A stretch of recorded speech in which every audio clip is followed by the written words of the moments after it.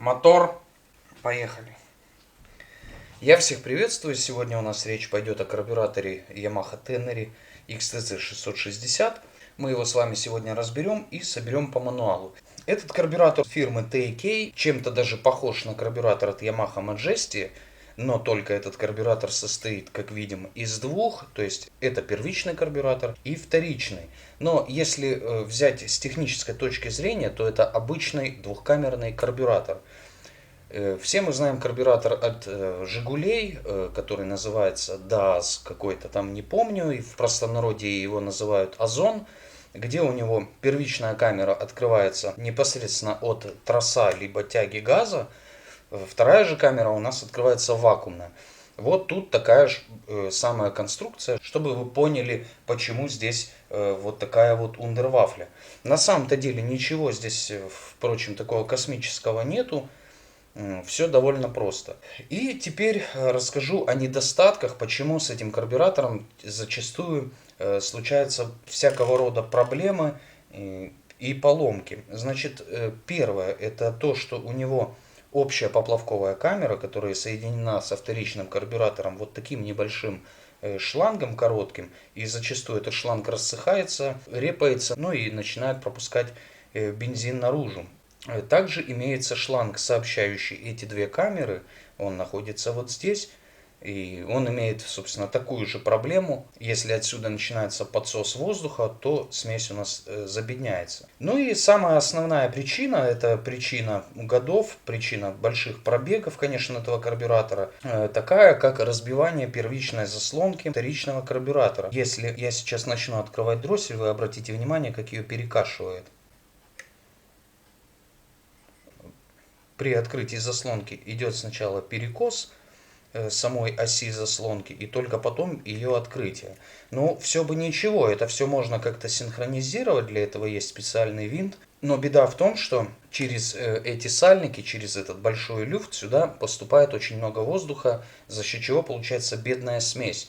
Винтом качества, который здесь расположен снизу, им можно компенсировать подсос воздуха, выкрутив винт на определенное количество оборотов, чтобы как-то скомпенсировать подсос воздуха. Но это не всегда помогает. Если люфт уже довольно сильный, такой вот, например, как у меня, это уже очень большая выработка, то винт особо уже не спасает. Это единственный такой косяк этого карбюратора большой, который требует такого хирургического вмешательства. В интернете есть масса статей, как лечится этот недуг. Вытачивается новая ось заслонки уже в плюсе, райбером разворачиваются эти отверстия и вставляется новая ось заслонки уже без люфтов. Ну и подбираются какие-нибудь сальники, чтобы это все работало как положено. Поэтому выход с этой ситуации есть. И если, например, вы боретесь с работой карбюратора на холостых и средних оборотах, и у вас не получается его настроить, скорее всего, у вас также разбита эта ось заслонки. Добраться рукой сюда можно, вы можете просто шатать эту ось заслонки и будете слышать, как двигатель мотоцикла меняет свою работу. При покупке мотоцикла вы также это можете, в принципе, проверить руками и уже как бы делать выводы, либо уже целиться на вот такой вот ремонт, который буду делать я. Ну и теперь давайте его разберем. В разборке этого карбюратора есть также небольшие хитрости, я сейчас вам о них расскажу.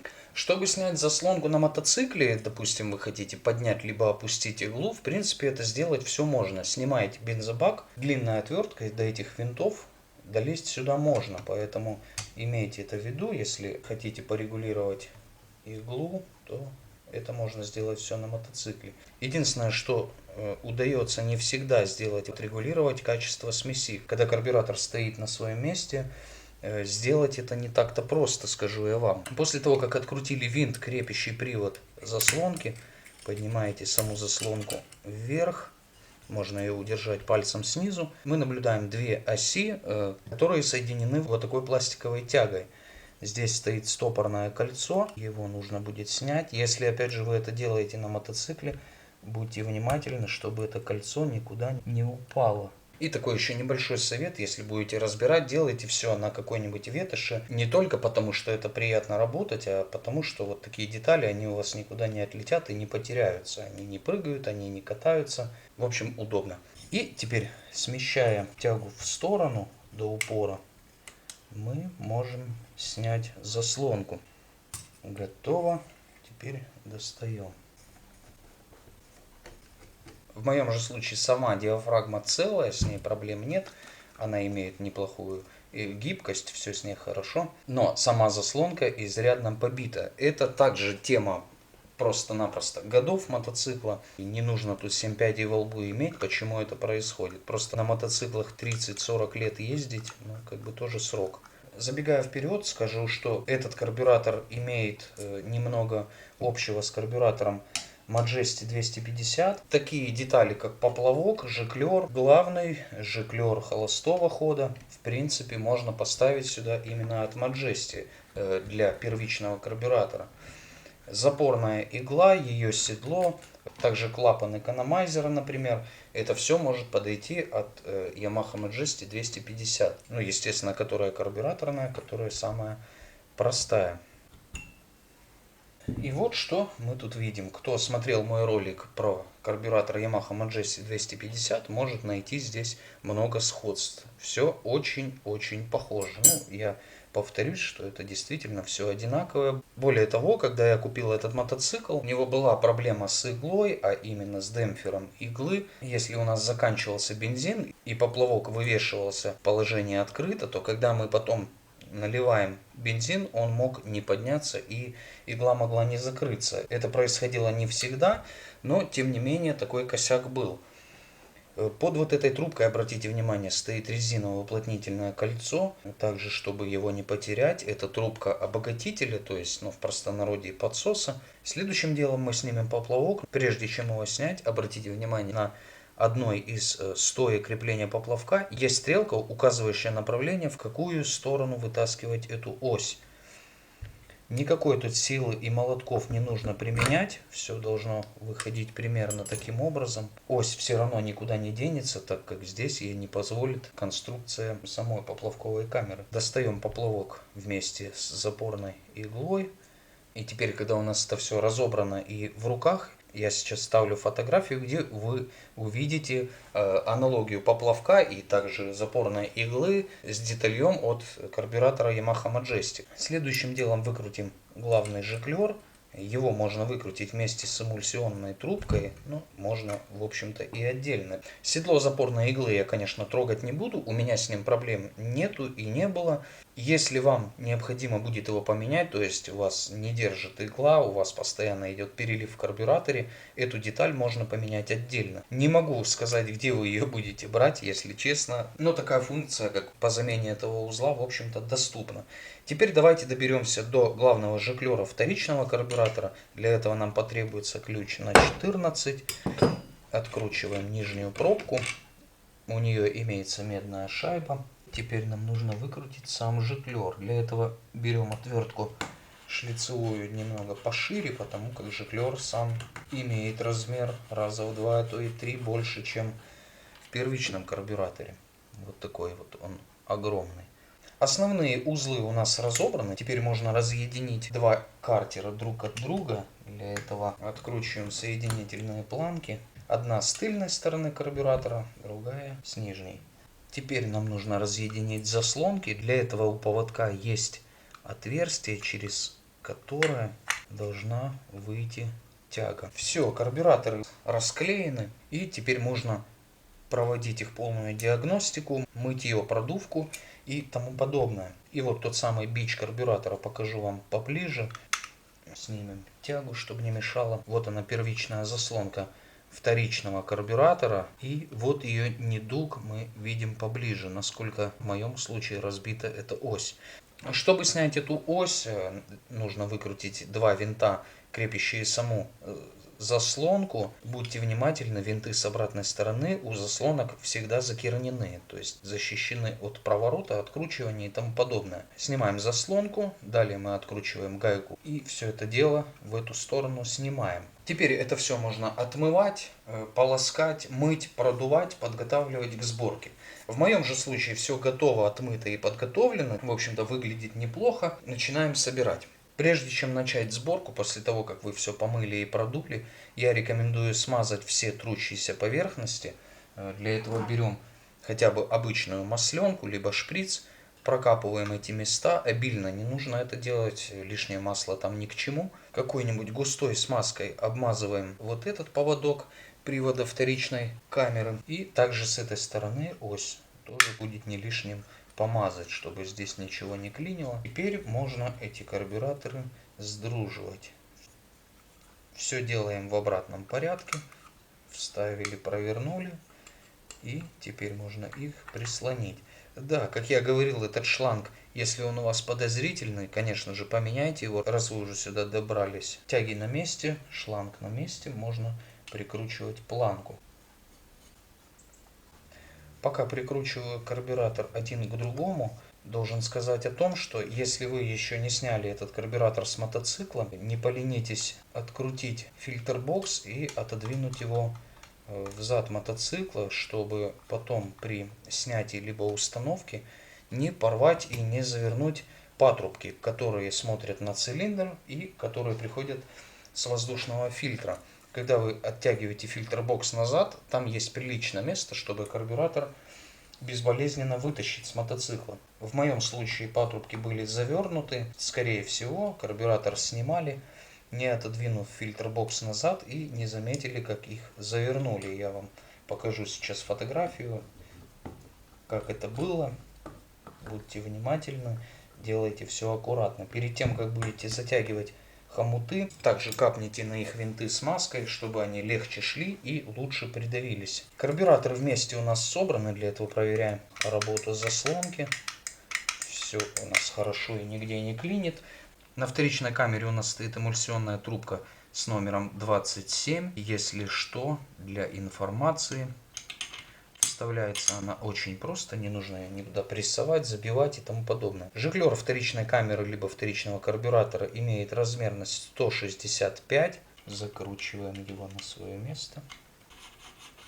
Прежде чем закрутить пробку, обратите внимание на медную прокладку, она не должна быть какой-то побитой и тому подобное, иначе будет вытекать бензин, мотоцикл будет вонять. Не поленитесь посмотреть, что здесь внутри, возможно содержится какой-то мусор, лак бензина и тому подобное. Несмотря на то, что пробка под ключ на 14, тянуть ее сильно также ни в коем случае нельзя. Эмульсионная трубка первичной камеры имеет диаметр 2,5 мм изнутри и номер ее V00, то есть обычная V Victory 00, если что вдруг. И вот я насколько помню, она не такая, как в карбюраторе Yamaha Majesty, по-моему, там стоит несколько другая, сейчас на память не вспомню. Главный жиклер первичного карбюратора имеет пропускную способность 130, то есть точно такой же, как в Yamaha Majesty, поэтому можете позаимствовать оттуда, если у вас стоит другой, либо если вы его просто потеряли. Да, забыл сказать, прежде чем собираете карбюраторы старых мотоциклов, обратите внимание на жиклер, а именно, он на свет может просвечиваться, то есть вы будете видеть через отверстие свет, но если мотоцикл старый и, допустим, стоял он много лет в гараже, как вы знаете, бензин превращается в лак. Лак, он, как правило, прозрачный, и через него видно свет, но через него нету прохода. Поэтому не поленитесь каким-либо тонким предметом, я просто показываю к примеру. Посмотрите, что там внутри и полную ли имеет пропускную способность этот жиклер. Это вот что касается конкретно старых мотоциклов. После чего закручиваем жиклер холостого хода, он имеет размер 48, не помню сейчас, точно не буду врать, но по-моему в Majesty так же самое. Прежде чем закрутить винт регулировки качества, обратите на его кончик, он должен быть чистый, без всяких закопченностей и тому подобное, иначе будет проблематично отрегулировать качество смеси. На этом регулировочном винте имеется резинка, если эта резинка прохудится, например, порепается либо развалится, то здесь также будет подсос воздуха, в связи с чем вы не сможете отрегулировать смесь как положено. Исходя из мануала, этот винт должен быть откручен, полностью закрученного состояния на 2,5 оборота. Если в вашем карбюраторе такая же проблема, как в моем с заслонкой, поэтому его нужно будет выкрутить оборотов от 4 до 6, чтобы сделать смесь более богатой. Устанавливаем поплавок с запорной иглой. Проверьте, чтобы демпфер у вас работал слаженно, как положено, иначе с ним также могут быть проблемы, как был в моем случае. Теперь устанавливаем уровень, как показано в мануале. Для этого нам потребуется либо штангенциркуль, либо небольшая линейка, можно воспользоваться ей. Как гласит мануал, должно быть от нижнего среза поплавка до фланца карбюратора от 25 до 27 мм. Заведомо на штангенциркуле устанавливаем примерно этот размер и замеряем. Вот у нас все тут в норме. Но то, что есть небольшой перекос поплавка, ничего страшного. Плюс-минус миллиметр нам никакой погоды не дадут. Все, уровень мы установили. Можем проверить его обычным способом на глаз. Вот мы видим примерно он. Все нормально. Если что, уровень карбюратора также можно будет проверить, когда поплавковая камера будет закрыта. Это я уже показывал на примере карбюратора от Yamaha Majesty. Можете опять же посмотреть видео. Перед тем, как закрыть поплавковую камеру, не забываем про эту резинку и также про этот шланг. Рекомендую сразу поменять на новый, потому что вот в моем случае я его менял летом, он уже задубел. Теперь соберем привод экономайзера. Перед тем, как собирать, на пятачок, который упирается на сам клапан, нанесите немного смазки, это не будет лишним, чтобы его нигде не подклинило. Ставим диафрагму. Диафрагма также должна быть целая и мягкая. Думаю, об этом говорить и не стоит. Вы это все, если что, на глаз и так увидите. И приступим к сборке дроссельных заслонок и дроссельных игл. Давайте соберем для начала вторичную заслонку вторичного карбюратора. На примере я сейчас покажу правильное расположение всех вот этих шайб и втулок, как они должны стоять по мануалу. Если у вас стояло все не так, как я показываю, то, скорее всего, это было неправильно. Игла на вторичной камере имеет маркировку 5X7C. На всякий случай, если будете вдруг искать, может быть, вы ее поломали, согнули или еще что-то с ней сталось. Когда собрали все в правильном порядке, засовываем иглу на свое место. Она должна легко ходить, не клинить. После чего устанавливаем прижимную планку. Чтобы ее поставить, тут есть также небольшая хитрость. Первое, это то, что у прижимной планки есть вот такой небольшой выступ. Сделан он для того, чтобы иглу немного закосить в сторону, и она не шебуршала там по эмульсионной трубке. Это сделано во многих, если не во всех карбюраторах, так что, чтобы вы знали, для чего это. Эту прижимную планку можно поставить в двух положениях, но нужно поставить ее в одном правильно. Заглядываем внутрь дроссельной заслонки, и мы видим с одной стороны отверстие. У нас отверстие не должно быть перекрыто этой планкой, то есть оно должно смотреть в эту сторону, поэтому так его и ставим. То есть конечный результат у нас должен выглядеть вот так вот. Проверяем, чтобы игла нигде не клинила и была подпружинена вот так вот вниз. Это говорит о том, что все у нас здесь в порядке. Теперь можно ее поставить на свое место. Ставится она в одном лишь положении. Для этого есть язычок небольшой на самой диафрагме. Также важно следить за тем, чтобы она нигде не завернулась, потому что, как показывает практика, вот она полежит немного на открытом воздухе, и уже сюда ее поставить иногда не так-то и просто. Имейте это в виду, что, может быть, вы тоже будете с этим долбаться. Далее приступим к сборке дроссельной заслонки первичного карбюратора. Здесь есть также некоторые хитрости, как это все правильно собрать. Первое, это то, что вот этот узел можно поставить как одной стороной, так и другой, но нужно его ставить только в определенном порядке. Для этого мы заглядываем в карбюратор, и вот эта ось, то есть стопора, должны смотреть в одну сторону. Теперь мы берем заслонку, смотрим, как она тут будет стоять правильно, и только вот так мы будем это все устанавливать. У этой пластиковой тяги внутри есть пружина, сделана это для того, чтобы здесь ничего не тарабанило. Она немного демпфирует вот эти все вибрации. Игла имеет номер 5D96, я не помню точно, но по-моему, в Majesty тоже что-то такое. Сейчас я залью фотографию, как правильно это все собирать, в какой последовательности. Также обратите на это внимание. На нижней шайбе есть такой же самый выступ, который дает небольшой перекос. И на этой шайбе есть язычок, которым мы должны попасть в отверстие, которое расположено сбоку. Это также важно. Прежде чем затянуть винты окончательно, обратите внимание, на обратной стороне вы должны увидеть этот язычок. В противном случае мы его просто-напросто внутри согнем, и ничего с этого путнего у нас не будет. Все, то есть финальный вид заслонки у нас должен быть вот такой. Посмотрите, чтобы не перепутать, потому что я почему-то часто это путаю. После чего проверяем, не клинит ли нигде игла. Теперь можно установить заслонку на свое место. Для этого смотрим, чтобы у нас все было вот так. Это будет правильно, потому что, опять же, это все можно поставить по-разному, чтобы потом лишний раз не разбирать, потому что у меня такое было, и я сам на этом пропарился. Если тяга не заходит на свое место, прижмите пружину, и все должно зайти. Устанавливаем стопорное кольцо. Будьте внимательны, если вы делаете это все на мотоцикле, его очень легко можно потерять. Если вдруг вы такое стопорное кольцо потеряли, не отчаивайтесь, его можно найти в лентопротяжных механизмах старых каких-нибудь магнитол, автомагнитол, оно там тоже все использовалось. Ну, если вдруг что. Этот болт также тянуть никуда сильно не нужно, он стоит на гровере и теоретически выкрутиться не должен. После того, как все собрали, нам нужно отсинхронизировать эти две камеры, ну, либо два карбюратора, для того, чтобы они работали правильно. Для этого нам потребуется штангенциркуль, но так как штангенциркулем нам будет работать неудобно, мы воспользуемся отверткой PH2. Большинство отверток такого размера имеют диаметр жала 6 мм.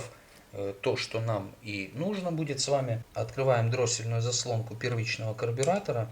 Вставляем туда отвертку, то есть поднятие дроссельной заслонки должно быть 6 мм. После чего смотрим на момент открытия вторичной камеры карбюратора, ну либо вторичного карбюратора. В момент, когда заслонка первичного карбюратора поднялась на высоту 6 мм, должно происходить открытие первичной заслонки вторичного карбюратора. Для этого есть винт, которым это все дело можно отсинхронизировать. Когда мы винт закручиваем, заслонка начинает подниматься, когда откручиваем, начинает опускаться. И нужно найти тот момент, когда она только-только стремится подняться. Опять же, до такой степени тонкая настройка касается того карбюратора, где не разбита ось заслонки. В остальных же случаях плюс-минус полмиллиметра вообще никакой роли вам не сыграют. Можно одевать дыхательный шланг на свое место. И все у нас готово. И теперь немного о настройке. После того, как вы установили карбюратор на мотоцикл, прогрейте двигатель до рабочей температуры, после чего переходите к настройкам. Если двигатель на сбросе газа стреляет в глушитель, начинает такую хаотичную стрельбу, вам необходимо будет добраться до винта качества и немного его выкрутить. Для этого можно воспользоваться вот такой биткой с набора, потому что там длинной отверткой подлезть, ну уж никак не получается. При выкручивании винта посмотрите на изменения.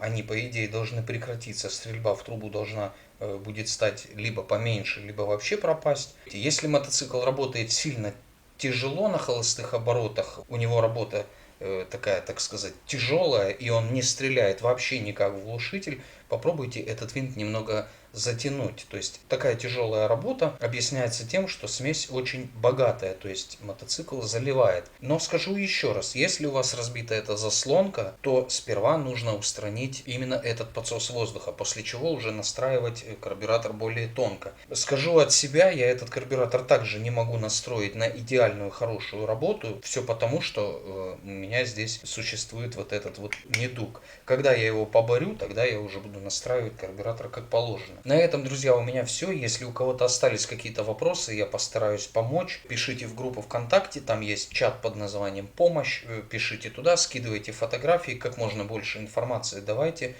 чтобы мне было более понятнее, что и куда смотреть. Спасибо, что посмотрели. Всем пока.